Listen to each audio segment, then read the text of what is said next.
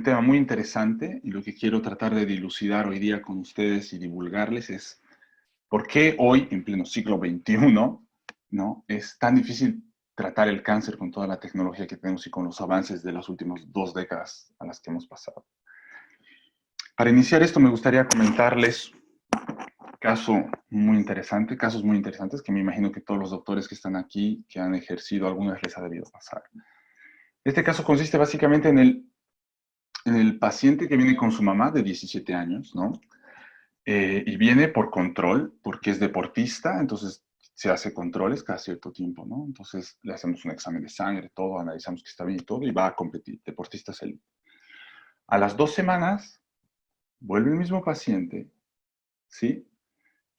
En un estado de salud muy deteriorado, y su madre muy preocupada y te dice, está así, toda esta última semana ha estado muy mal.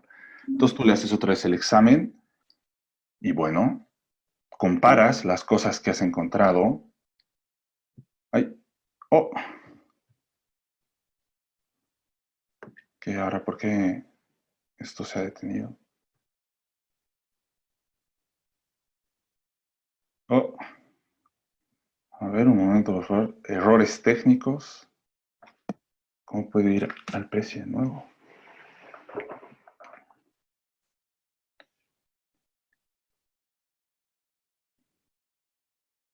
Aquí está precio. ¿Por qué se ha salido? Ahí está. Oh. Ahora sí. Bienvenidos a la nueva normalidad, para los que ya no la conocían. Yo la estoy conociendo ahora. Entonces, como les decía, tú agarras y comparas desde tu paciente que viene todo sano y bien, deportista elite, jugador de fútbol del poderoso Tigre, y le va a chicotear al Bolívar. Y 2 semanas después te lo trae en un estado deplorable de salud. Y tú tienes este primer examen de sangre que ves, porque ahora ya le has hecho estudios y puedes comparar. Muy importante, spoiler alert, muy importante comparar los estados de salud preliminares. Y tú te encuentras esto, ¿no? Los glóbulos rojos, todo tranquilos, ¿no? Neutrófilos ahí, que son células inmunológicas defendiendo el cuerpo, una que otra plaqueta por ahí, y la comparas con el anterior, con la siguiente, y esto es lo que te encuentras. Un montón de glóbulos blancos dispersos, mucha cantidad. Hay muchos linfocitos con núcleos muy extraños, muy indiferenciados, muy mal marcados, mal determinados. Algunas células que están en apoptosis, que se están destruyendo y ves cómo se vierte el contenido celular. Y tú dices, tú miras esto y dices, bueno, esto es una posible leucemia, ¿no? Su paciente, en este caso su hijo, está cursando con una leucemia probablemente linfoblástica aguda. Y la madre te dice, pero ¿cómo puede ser? ¿Cómo puede ser esto si la semana pasada estaba, qué sé yo, jugando fútbol y ahora me estás diciendo que tiene una enfermedad terminal? Y básicamente esto es lo que es el cáncer, ¿no? Entonces, para avanzar en esto, yo quiero hablarles un poquito para que entremos en contexto. Y lo primero que yo quiero que entiendan es que el cáncer no es una enfermedad, ¿no? Cáncer no es una enfermedad. La variabilidad del cáncer depende de la variabilidad de personas. Entonces, se hacen números, 6, 7 billones de personas. Bueno, esa es la cantidad de posibles variaciones de cáncer que puedes encontrar. Entonces, hay que entender que en primera instancia esta no es una enfermedad, ¿sí? Segundo, y esto es muy importante, es que el cáncer es determinada por una continua selección evolutiva, ¿ya? ¿Esto qué quiere decir? Que va a haber múltiples cambios en varios genes, no en uno, ¿ya? No en uno, en muchos genes. Y estos genes van a tener la capacidad de ser transmitidos a la sucesión próximamente heredable, ¿no? Por la persona que está cargando estos genes.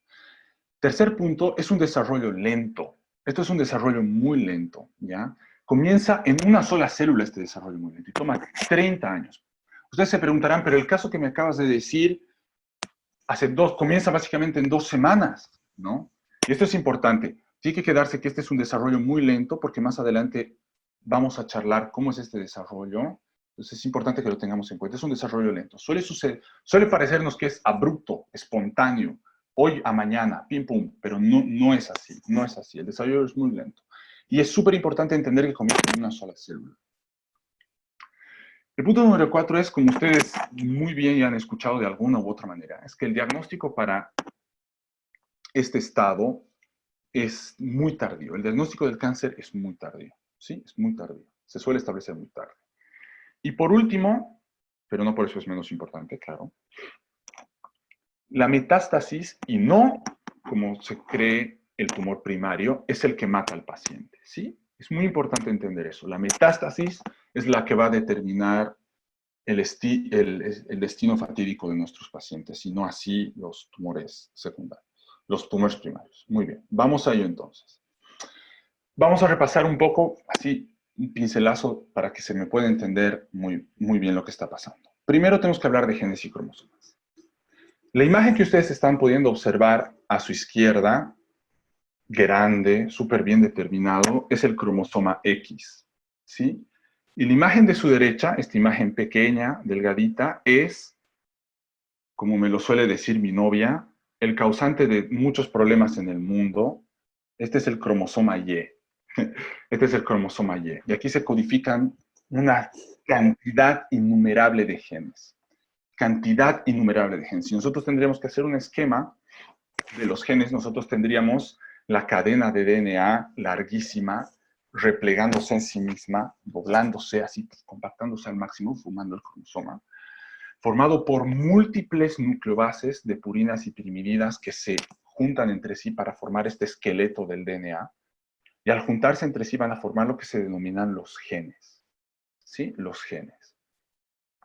Estos genes, que tienen una forma de codificar y una forma de leer, tienen la capacidad de dar órdenes para que se produzcan cierto tipo de proteínas. Es decir, que se pueden decodificar para formar cierto tipo de proteínas.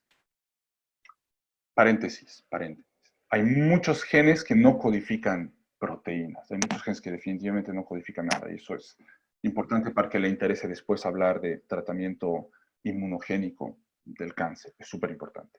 Pero, en principio, un gen tiene la capacidad de secuenciar una serie de proteínas que van a funcionar para diferentes cosas. Por ejemplo, tienes, qué sé yo, un gen que va a codificar una proteína de membrana, al mismo tiempo va a codificar parte del color de ojos y al mismo tiempo va a codificar que sea calvo, ¿no? Un gen va a hacer eso, ¿no? Así por así decirlo. Entonces un gen tiene esta potestad, esta capacidad. Muy bien. Espero que esto haya quedado claro. Si tienen alguna pregunta, se la pueden escribir porque después el Carlos me va a pasar si tienen alguna pregunta en algún punto de esto. Bueno. Entendiendo la parte genética, que es la estructura, los pilares por los cuales se va a establecer el cáncer, hay que entender que el origen del tumor o la tumorogénesis es una secuencia, una sucesión de procesos que van a suceder básicamente en una sola célula, ¿ya? Entonces, comencemos. Ustedes tienen una célula normal, la cual va a sufrir, por mutación, que ya la vamos a ver más adelante, la formación de un protooncogen, ¿sí? Este protooncogen, que aquí se los he marcado de este color, cuando venga la división celular, va a generar una célula hija que va a tener este mecanismo de genes, y así sucesivamente en las generaciones, hasta el punto en el que este gen, que ha sufrido un largo proceso evolutivo, como les había mencionado antes, de lento desarrollo, porque ha habido hartas células predecesoras a este punto, y además posterior una continua selección evolutiva, son puntos que he tocado al principio de esta charla y por eso eran importantes, se genera una activación de estos protooncogenes o de estos oncogenes ya, con una pérdida o una activación de genes supresores de tumores muy severa. Esto va a suceder de manera contemporánea, a las dos al mismo tiempo además. Y en este punto, donde ya tenemos todos los protooncogenes, los oncogenes ya funcionando, nosotros decimos que esto es una célula tumoral, esto es una célula neoplásica maligna también. Si tendríamos que redactar un esquema, más o menos de qué es lo que sucede así, súper puntual, más o menos he diseñado esta, que creo que explica muy bien.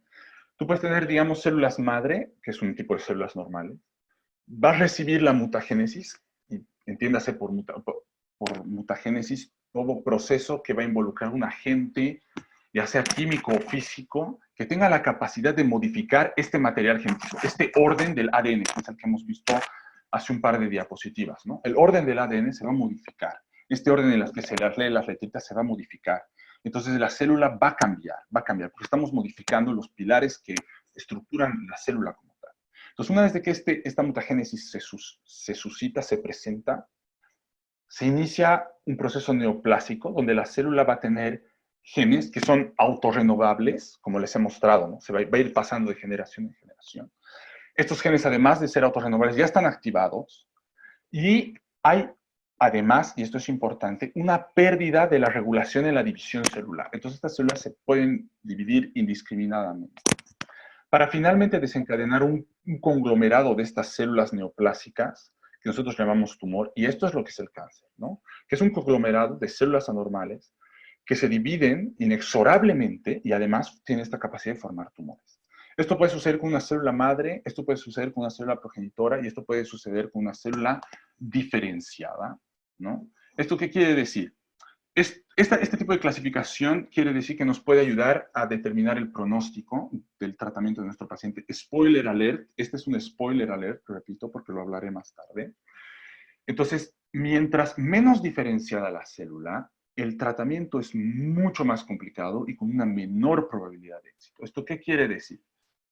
Que si tú tienes, digamos, por ejemplo, un paciente que tiene tumor en células madre, que son células muy poco diferenciadas, pero con una alta capacidad reproductiva, ¿sí? Vas a tener tumores muy resistentes, pero si tienes tumores de una célula diferenciada, con qué sé yo, de un neumocito tipo 1, por ejemplo, ¿no? Por así decirlo, entonces quiere decir que el pronóstico puede ser ligeramente mejor. Cabe resaltar además que estos tres tipos celulares se encuentran en el tumor. ¿Esto qué quiere decir? Y esto lo voy a ver también más adelante, por eso he dicho que esta diapositiva es spoiler total. Les he arruinado parte de la película, lo siento.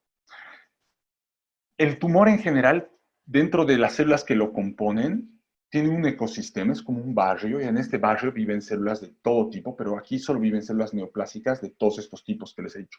Muy diferenciadas, muy poco diferenciadas y nada diferenciadas, ¿no? Entonces el tumor tiene esta conglomeración de células, muy importante.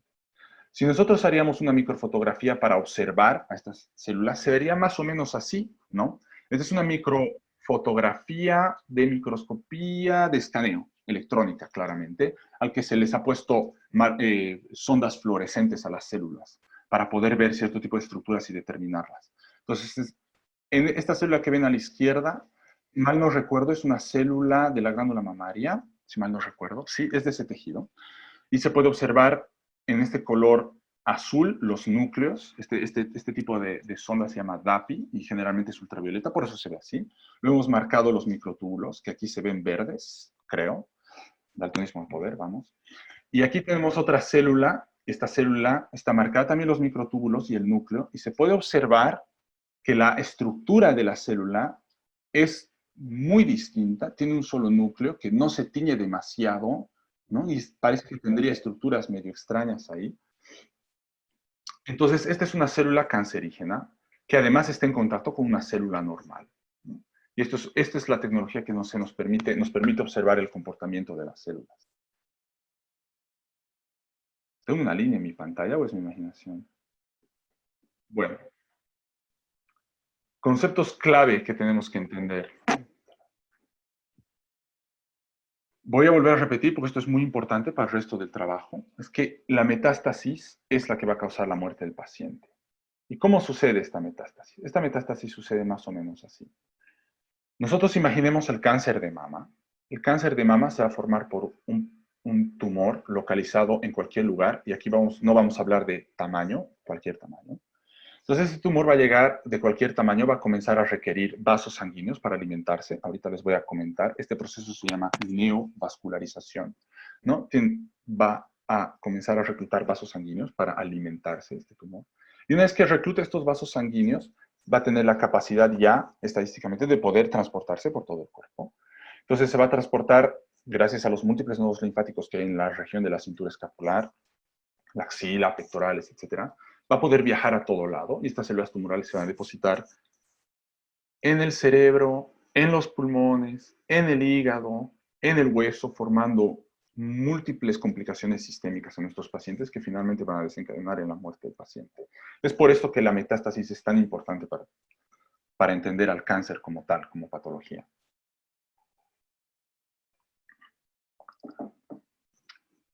Las células cancerígenas, por todas estas mutaciones que suelen sufrir y por todo este proceso selectivo evolutivo que suelen recorrer, tienen ciertas cualidades muy particulares que nosotros le llamamos hallmarks, como sellos de fábrica, por así decirlo.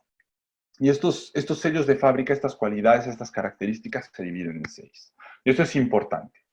Primero, que tienen señales de crecimiento autosuficientes. ¿Esto qué quiere decir?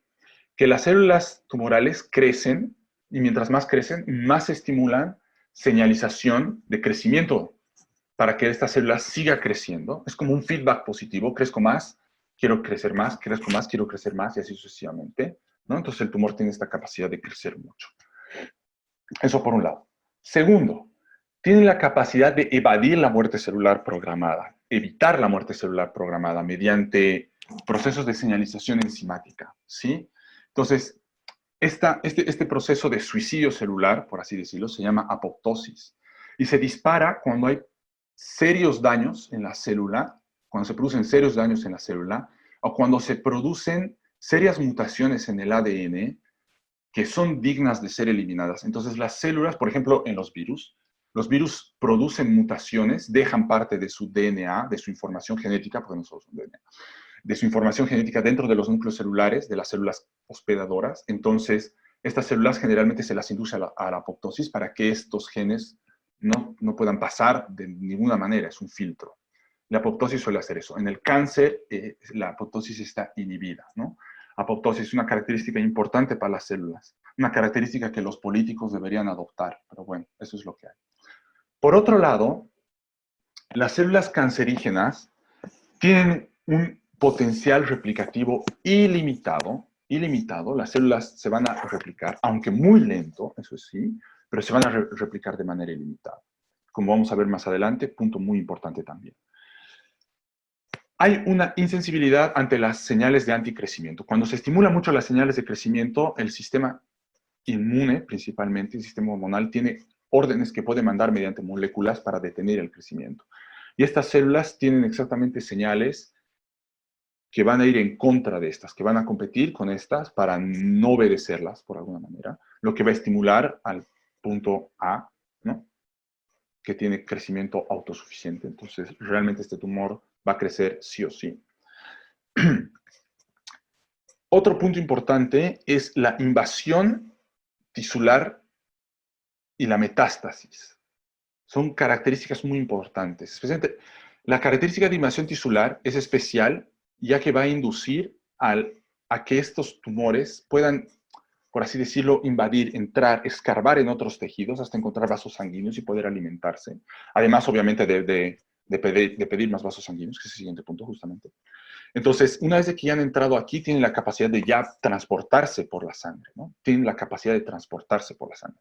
Entonces, eso es invasión tisular y metastásica. Es un poco el efecto sincitotrofoblasto, ¿no? Cuando el óvulo es fecundado y tiene que ya, este huevo tiene que placentarse, tiene que acomodarse en el útero, entonces va a producir una invasión al útero para ingresar vasos sanguíneos y establecer lo que va a ser el feto más adelante, ¿no? Con todas sus estructuras. Lo mismo hace el tumor de alguna manera, busca vasos sanguíneos y de ahí baja, ¿no? Invade, tiene esa capacidad invasiva, como el sincitotrofoblasto. Muy interesante capacidad, muy estudiada también. Y finalmente, las células tumorales tienen esta capacidad angiogénica sostenida. ¿Esto qué quiere decir? Que tienen la capacidad de generar neovascularización para poder seguir recibiendo los nutrientes y flujos que así requiriesen para poder cumplir con todos los otros pasos que les he dicho. Entonces, estos son los hallmarks, estos son los sellos de fábrica, estas son las cualidades, las características que tienen las células cancerígenas, los tumores en general. Muy bien. Estadísticamente el cáncer se ha relacionado con muchas cosas, muchas variables están ahí flotando, ¿sí? Pero yo voy a tocar la variable que más se ha estudiado y una que está muy bien establecida, que es la edad y la relación que tiene con el cáncer. Entonces nosotros podemos ver que en la tabla de la izquierda, en esa tabla, tenemos los datos de las décadas de la vida ¿sí? En los que generalmente por probabilidad se genera más cáncer. Entonces nosotros vemos que en la década de los 50 a los 59 años, la chance o el riesgo de que tú puedas generar un tumor neoplásico maligno, una célula maligna, un cáncer, es de 1 en cada 20 personas. Por el contrario, si nosotros vemos en la década de los 80 a los 89 años, vemos que 1 de cada 3 personas ya tiene riesgo de tener cáncer, ¿sí? Esto es solo por edad, no estoy contando ninguna otra variable, porque sería muy complicado agregar más variables, ¿no? Agregar hábitos. No se olviden que los hábitos son muy distintos de región en región y de país en país. Imagínense analizar 130 y 140 y pico países, es ya muy complicado en cuestión de hábitos, entonces solo voy a utilizar datos estadísticos de edad y cáncer en este caso. Entonces se puede observar que a medida que se van aumentando las décadas de la vida, vas a tener la probabilidad de generar más cáncer. Un paciente de 20 años, la probabilidad de que tenga un cáncer de colon es prácticamente nula porque el cáncer de colon tarda más o menos en establecerse unos 30 años. Cáncer de páncreas igual, unos 20, 25 años en establecerse, ¿no? Por eso es que esos cánceres generalmente se localizan entre 60 y 69 años de edad. Porque esto, como les había mencionado en un principio, es un desarrollo muy lento, de muchos, muchos años. Haciendo proyecciones, porque estadísticamente se puede hacer proyecciones, de cómo va a afectar la afección del cáncer en poblaciones de la tercera edad, y en poblaciones en general, vamos. Yo les voy a mostrar esta estadística que le he recortado de la OMS de hace 5 años más o menos, porque justo este año se cumple sus proyecciones, el 2020, entonces me parece que es un gráfico interesante. Y ustedes pueden observar que desde que se ha comenzado a retratar estas patologías de manera estadística, que es más o menos los 60, principios de los 50 en realidad, pueden ver que, digamos, por ejemplo, países como Estados Unidos y el resto del mundo, que está América, tienen 9.2, 5.3%, pero en esta década van a duplicar técnicamente estos números. Latinoamérica especialmente va a duplicar estos números, ¿no? Por este cambio en hábitos que ha habido, que obviamente les he mencionado que no los voy a mencionar, pero definitivamente tienen datos estadísticos de que sí producen neoplasias malignas, ¿no? Entonces se puede ver que hay un incremento en la tasa de muertes. Por ejemplo, en Europa, en la región donde me encuentro en este momento, el cáncer, especialmente el cáncer de pulmón, está ocupando el top 5 de las causas de muerte en la población. Creo que está en el puesto número 3 o puesto número 4, no recuerdo muy bien. Pero esto es muy importante porque antes los primeros 5 puestos estaban ocupados, o 8 puestos primeros estaban ocupados por accidentes de tránsito, cardiopatías, enfermedades pulmonares, eh, y ABCs, o sea, accidentes vasculocerebrales básicamente, ¿no? Y esos eran básicamente los primeros. Y ahora el cáncer está en el tercer puesto. Eso quiere decir que realmente la incidencia ha subido un montón, lo cual nos dice que esta es una patología muy actual, muy, muy actual, y es muy importante tenerlo en cuenta. Voy a hablarles un poquito más o menos de cuáles son las correlaciones del crecimiento clínico que existen, que nosotros podemos evidenciar con los estudios que se han hecho celulares, ¿no? Entonces, vamos a relacionar. En este caso, yo les voy a hablar de un poco de la leucemia, básicamente, que tiene datos estadísticos muy marcados, porque los crecimientos celulares son exagerados y son más fáciles de mesurar. Entonces, como yo les he dicho, en esta columna tienen la tasa de crecimiento y en esta otra columna, en el eje X, tienen la tasa del peso del tumor, el tamaño del tumor y la cantidad de células, ¿no? Entonces, como ustedes pueden observar, nuestro punto de inicio es una sola célula que recibe todas estas características y que recibe todas estas mutaciones. Está baja la batería, tengo que conectar esto acá. Todas estas características se van a expresar en una sola célula y esto va a generar un crecimiento exponencial. Va a generar un crecimiento exponencial de la masa tumoral hasta llegar a un punto en que el tumor mide el tamaño de una arveja, de un guisante, ¿sí? Más o menos, un miligramo, más o menos, 1.000.000 de células, un conglomerado de células. En este punto, está establecido en este punto que se genera este proceso de neovascularización, ¿sí? Esta característica angiogénica que tienen los tumores. Entonces comienzan a reclutar vasos sanguíneos para terminarse. 1.000.000 de células, 1.000.000 de células. Es del tamaño de una arveja, ¿sí? A este nivel A este nivel, las células tumorales ya tienen la capacidad o tienen el potencial metastásico. O sea, esto quiere decir que ya tienen la capacidad de migrar hacia donde gusten por el sistema circulatorio. Están establecidos los lugares generalmente por donde migran, por cierto. Una vez pasado el millón de células, llegamos al billón de células o un millón de un millón. Es un tumor de 1 gramo, más o menos esto debe ser del tamaño de un poroto, de un frijol, más o menos. Y a esta altura, para nosotros, recién es detectable por los métodos más modernos que se puede decir, PET scans y otros tests de marcadores tumorales, etc. Este es el punto máximo de detección clínica que tenemos. No podemos detectarlo antes, no podemos detectarlo antes. En 1 billón de células lo detectamos. Y un poco más, muy cercano de nuestro punto de detección clínica, conlleva la muerte del paciente. Y este es uno de los problemas a los que nos enfrentamos cuando tratamos de hacer tratamientos, para la redundancia, a los pacientes oncológicos, es que justamente el periodo de la detección clínica al periodo de la muerte del paciente es muy corto, muy corto. Entonces, el tiempo de ventana que tenemos para inducir un tratamiento, para disparar un tratamiento, es muy, muy, muy corto. Y esto es lo que se complica después. Todo lo que esté entonces para nosotros por debajo del billón de células, nosotros lo vamos a llamar periodos de remisión. ¿Esto qué quiere decir? Que por debajo del billón de células, ¿sí? Las células tumorales, como no son detectables, nosotros decimos, bueno, no las estamos viendo, entonces no están aquí, o sea, están por debajo del billón de células, ¿sí? Pero no decimos que este paciente está curado o que el cáncer ha desaparecido. Simplemente decimos que no está ahí, está en remisión, nuestro paciente está en remisión, porque no estamos pudiendo detectar. Y tenemos que ser conscientes como personal médico que no podemos detectar el cáncer por debajo de 1 billón de células, por lo menos hasta ahora. Por lo menos hasta ahora. Aunque ya estamos muy cerca de poder hacerlo, pero hasta ahora no. Todo lo que está por encima de este umbral de detección clínica se va a llamar recaída. Recaída, ¿sí? Todo lo que está por encima. Entonces, básicamente es así como jugamos con estos dos términos, revisión y recaída. Y cuando vamos a hacer un tratamiento, en el caso de las leucemias, por ejemplo, como les estaba hablando en el principio, hace un rato, nosotros tenemos este periodo de detección clínica que está acá, ¿no? 1 billón de células, el tamaño de un frijol, el tumor, que ya es metastásico, está viajando ya por el organismo para establecerse en algún tejido, diana. Entonces nosotros comenzamos a observar esta elevación y cuando observamos estos picos, ya, muy por encima de la detección clínica, nosotros instauramos el tratamiento médico, generalmente es quimioterapia en este caso. Instalamos las sesiones de quimioterapia, ¿sí?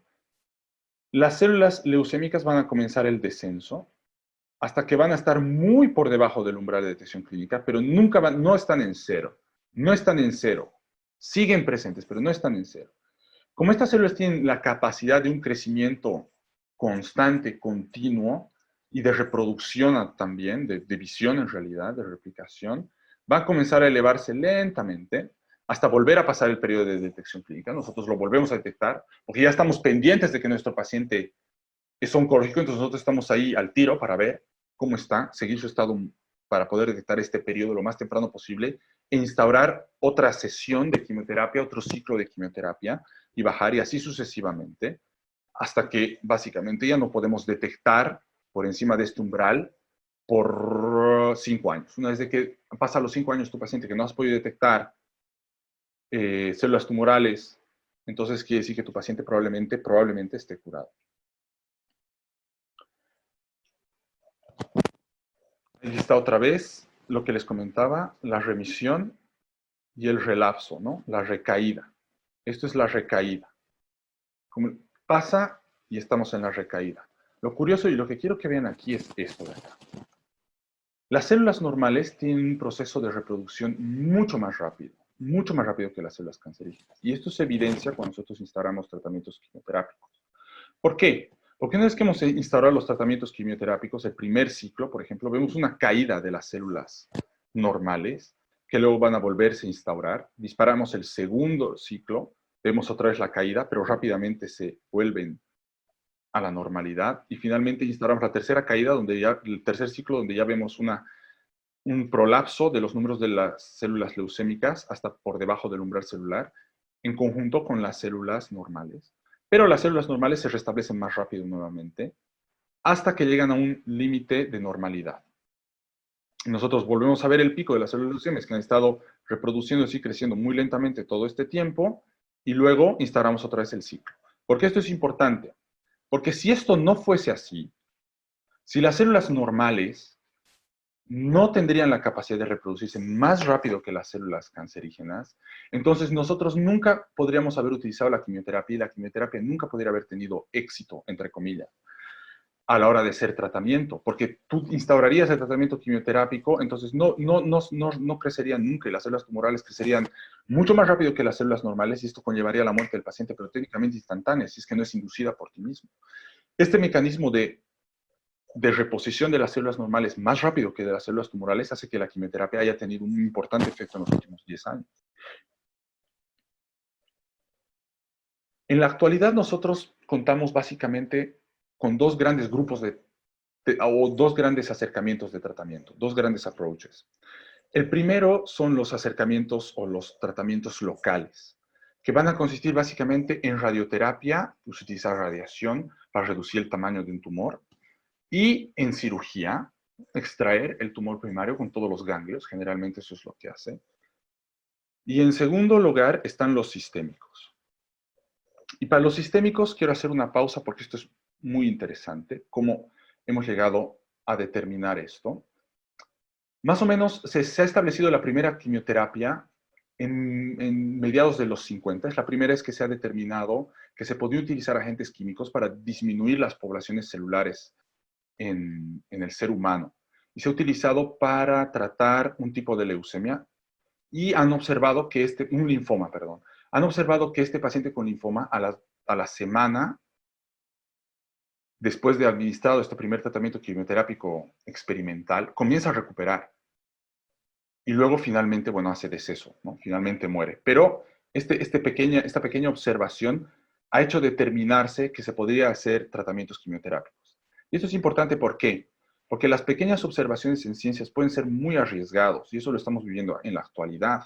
En la actualidad estamos viendo que pequeñas observaciones que se está haciendo con respecto al coronavirus hace que se sustenten hipótesis muy interesantes y que se determinen medidas severas, muy severas, que no son acordes o muy insuficientes, que definitivamente no son acordes a la situación actual.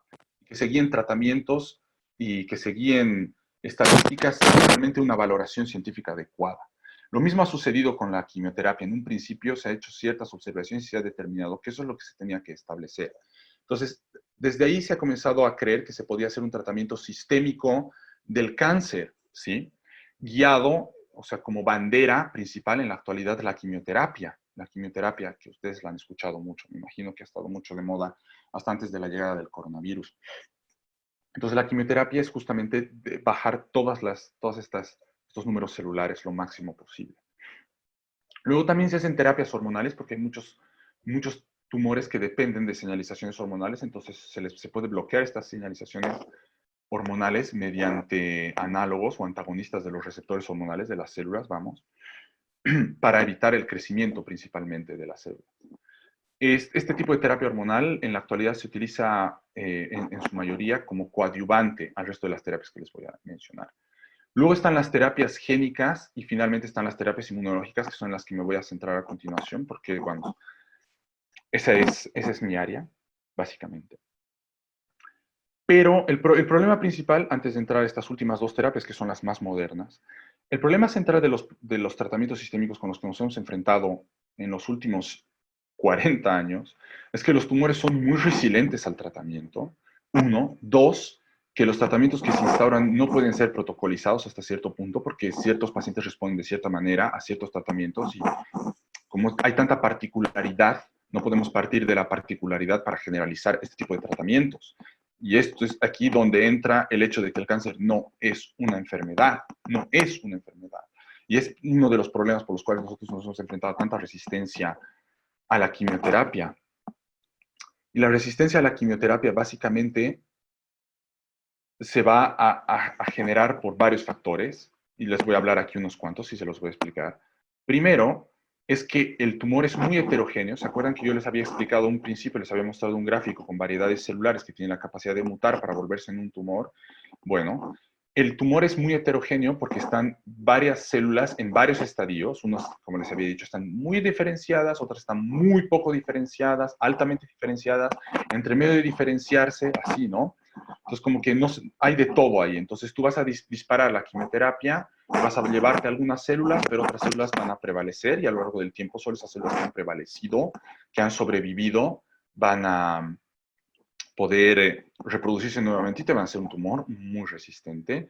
Luego, la mecánica del crecimiento del tumor es muy particular porque, como les he dicho, tiene esta mecánica de que crece muy lento y que el nivel de diagnóstico es no detectable por debajo del billón de células y que pasado el billón de células te estás jugando muy cerca del umbral del deceso de tu paciente. Entonces, esta mecánica de crecimiento tumoral es el que va a generar básicamente otro problema de la... Ok, gracias. Creo que estaba escuchando una novela y ya me estaba poniendo nervioso con la novela, claro. Bueno, otro mecanismo es que hay motores genómicos que tienen la capacidad de rechazar cierto tipo de fármacos. Y esto se utiliza mucho en farmacogenómica principalmente, que es el estudio de cómo las personas tienen la tolerancia y la capacidad de metabolizar ciertos fármacos. Es un mecanismo muy interesante que se debería utilizar mucho más de lo que se utiliza ahora. Porque en el cáncer nos encontramos con este tipo de mecanismos, de motores, que utilizan la genética para que cierto tipo de drogas simplemente no sean eficaces. Entonces, eso es lo que sucede. Lo que nosotros tratamos de hacer en la actualidad para evitar que entremos en resistencia a fármacos es primero monitorizar la respuesta de nuestro paciente a las drogas, ¿no? Esto es muy importante. No es dar el quimioterápico y esperar a los 6 meses, ¿no? Tienes que dar el quimioterápico y observar cómo está respondiendo este paciente al quimioterápico, qué tipo de efectos adversos está haciendo, cómo más o menos está respondiendo, ¿no? Y tienes que ver, básicamente tienes que ver el tiempo que ha pasado entre la inducción del tratamiento hasta la recurrencia, ¿no? O la recaída y hasta ver síntomas clínicos mucho más importantes. Entonces, estos son los tiempos que tú tienes que más o menos medir para poder ver si tu tratamiento está siendo efectivo o no está siendo efectivo, cómo está respondiendo tu paciente. Esa es una forma. Otra forma que se hace en la actualidad es combinar diferentes drogas, por así decirlo. Se puede usar quimioterápicos con terapias hormonales. Generalmente, a ver, en muchos tumores, en el tumor de cáncer de mama, por ejemplo, lo que generalmente se hace radioterapia, cirugía, quimioterapia. Combinar, ¿no? Para que no sea tan resistente. Y han tenido bastante éxito hasta ahora, aparentemente. Pero una de las formas de evadir también esta resistencia o de sobrepasar esta resistencia es utilizando lo que se conoce como inmunoterapia, y esto es relativamente actual. A continuación, en esta diapositiva están los últimos 2 Nobel de la medicina, por cierto, que los voy a comentar a continuación. Entonces, tú tienes un paciente diagnosticado con cáncer y has visto está por encima, ¿te acuerdas que está por encima de 1 billón de células? Entonces, es clínicamente detectable, tú lo internas y vas a generar ahora tu inmunoterapia. Y tu inmunoterapia va a constar de, básicamente, puedes hacer 4 cosas con inmunoterapia. Primero, puedes utilizar linfocitos T adaptados al tumor, o sea, que vayan como qué sé yo, con un objetivo directo, que es el tumor específico. Entonces tú adaptas en cultivos celulares estos linfocitos T, por un lado.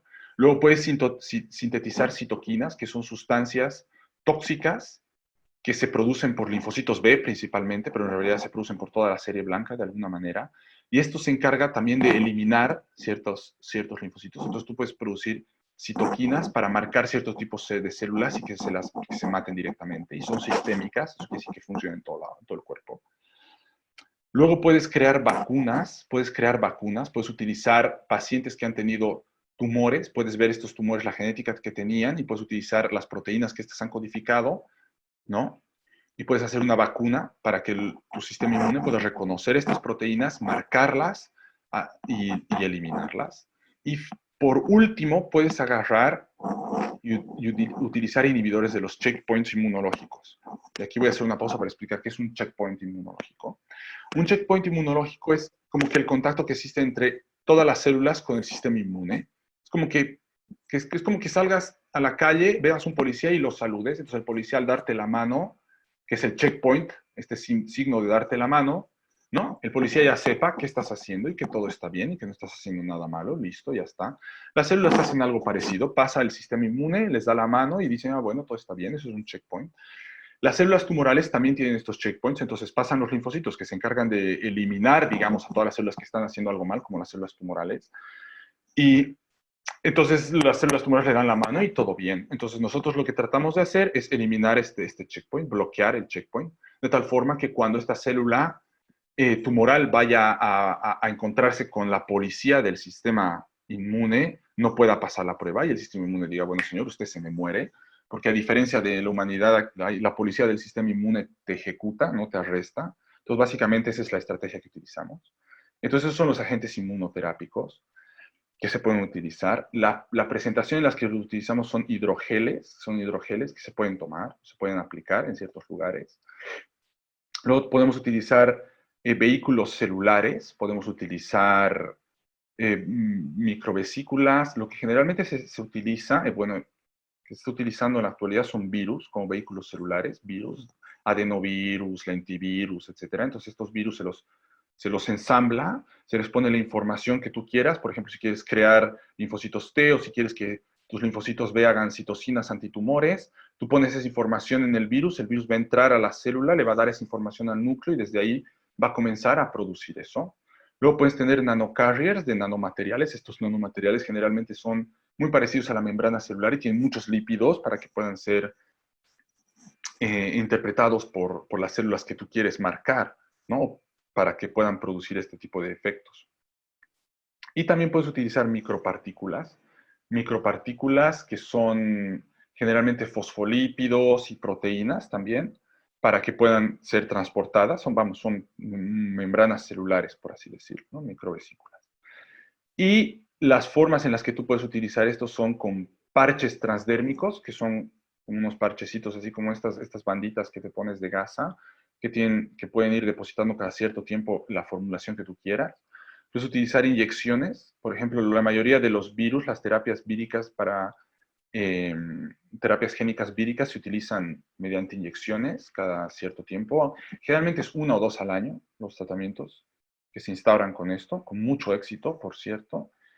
Y también hay geles de aspiración, ¿no? De citoquinas o de citocinas. También generalmente se utilizan este tipo de geles.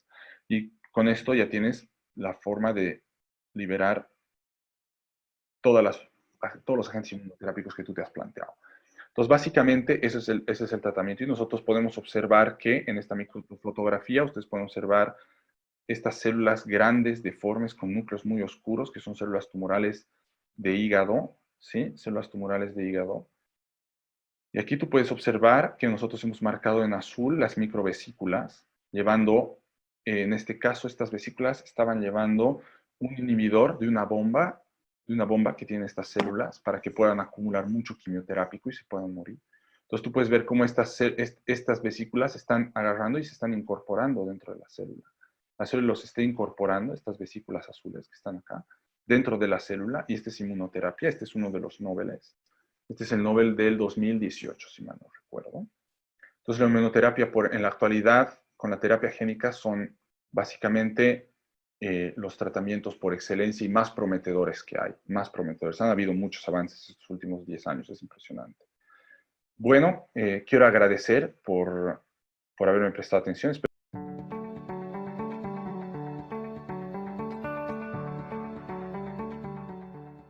Hola futuros colegas, somos el Grupo Médico de Enseñanza La Paz, un grupo de profesionales enfocados en la capacitación médica continua. Queremos invitarte al primer curso de inducción para el internado rotatorio de medicina.